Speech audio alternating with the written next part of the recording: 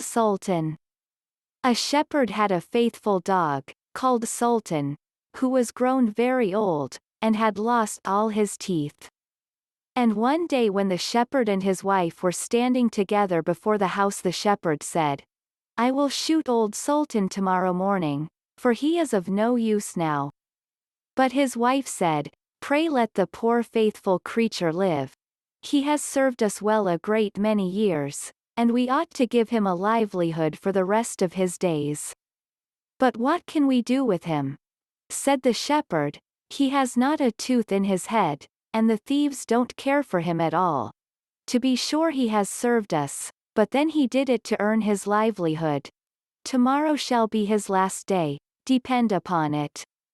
Poor Sultan, who was lying close by them, heard all that the shepherd and his wife said to one another, and was very much frightened to think tomorrow would be his last day. So in the evening he went to his good friend the wolf, who lived in the wood, and told him all his sorrows, and how his master meant to kill him in the morning. "Make yourself easy," said the wolf, "I will give you some good advice. Your master, you know, goes out every morning very early with his wife into the field, and they take their little child with them, and lay it down behind the hedge in the shade while they are at work. Now do you lie down close by the child, and pretend to be watching it, and I will come out of the wood and run away with it. You must run after me as fast as you can, and I will let it drop. Then you may carry it back, and they will think you have saved their child, and will be so thankful to you that they will take care of you as long as you live." The dog liked this plan very well, and accordingly so it was managed. The wolf ran with the child a little way. The shepherd and his wife screamed out. But Sultan soon overtook him, and carried the poor little thing back to his master and mistress. Then the shepherd patted him on the head, and said, "Old Sultan has saved our child from the wolf, and therefore he shall live and be well taken care of, and have plenty to eat. Wife, go home, and give him a good dinner, and let him have my old cushion to sleep on as long as he lives." So from this time forward Sultan had all that he could wish for.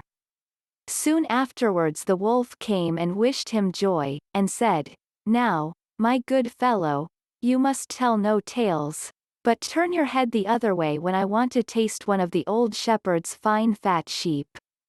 "No," said the Sultan, "I will be true to my master."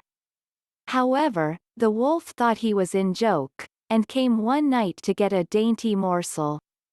But Sultan had told his master what the wolf meant to do, so he laid wait for him behind the barn door, and when the wolf was busy looking out for a good fat sheep, he had a stout cudgel laid about his back, that combed his locks for him finely. Then the wolf was very angry, and called Sultan an old rogue, and swore he would have his revenge. So the next morning the wolf sent the boar to challenge Sultan to come into the wood to fight the matter. Now Sultan had nobody he could ask to be his second but the shepherd's old three-legged cat. So he took her with him, and as the poor thing limped along with some trouble, she stuck up her tail straight in the air.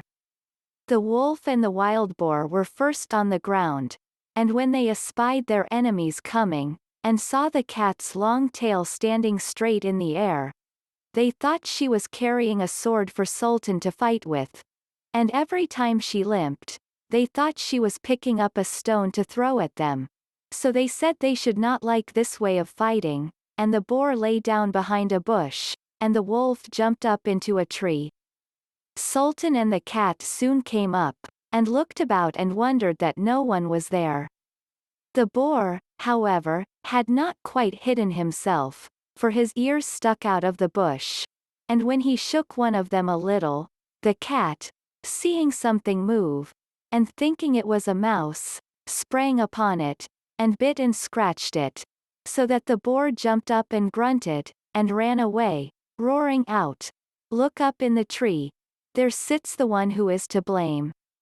So they looked up, and espied the wolf sitting amongst the branches, and they called him a cowardly rascal, and would not suffer him to come down till he was heartily ashamed of himself, and had promised to be good friends again with old Sultan.